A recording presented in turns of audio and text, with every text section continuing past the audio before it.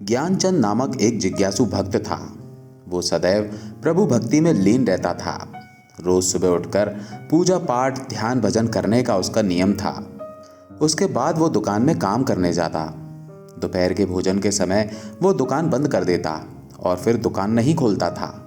बाकी के समय में वो साधु संतों को भोजन करवाता, गरीबों की सेवा करता, साधु संग एवं दान पुण्य करता।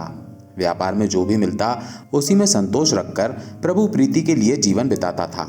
उसके ऐसे व्यवहार से लोगों को आश्चर्य होता और लोग उसे पागल समझते।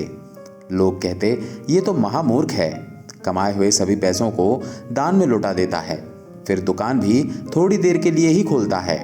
सुबह का कमाई करने का समय भी पूजा पाठ में गवा देता है, ये पागल ही तो है। एक बार गांव के नगर सेठ ने उसे अपने पास बुलाया। उसने एक लाल टोपी बनाई थी। नगर सेठ ने वो टोपी ज्ञानचंद को देते हुए कहा, ये टोपी मूर्खों के लिए है।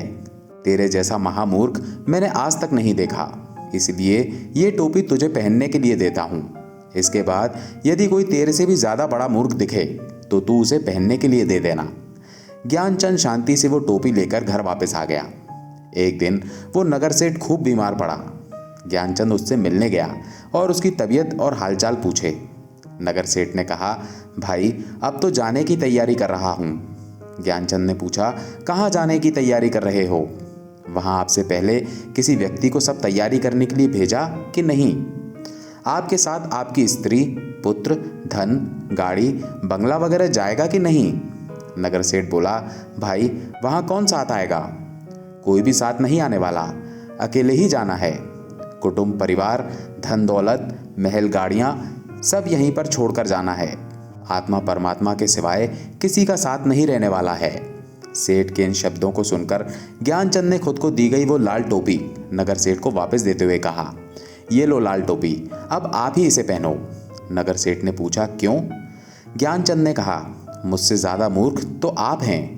जब आपको पता था कि पूरी संपत्ति, मकान, दुकान, दुनियादारी आपके साथ नहीं जाने वाले, तब भी आप जीवन भर इसी लालच में लगे रहे और आवश्यकताओं की पूर्ति होने के बाद भी आप और कमाई करने के स्वार्थ में लगे रहे, शारीरिक भौतिक इच्छा पूर्तियों में लगे रहे और सत्कर्म नहीं किए, ज़रूरतमंदों की सेवा नहीं की, ईश्वर की भक्ति नहीं की, भजन नहीं किया, दान नहीं किया, धार्मिक कार्य नहीं किए, धर्म का प्रचार नहीं किया, परलोक जाने की आपने कुछ भी तैयारी नहीं की।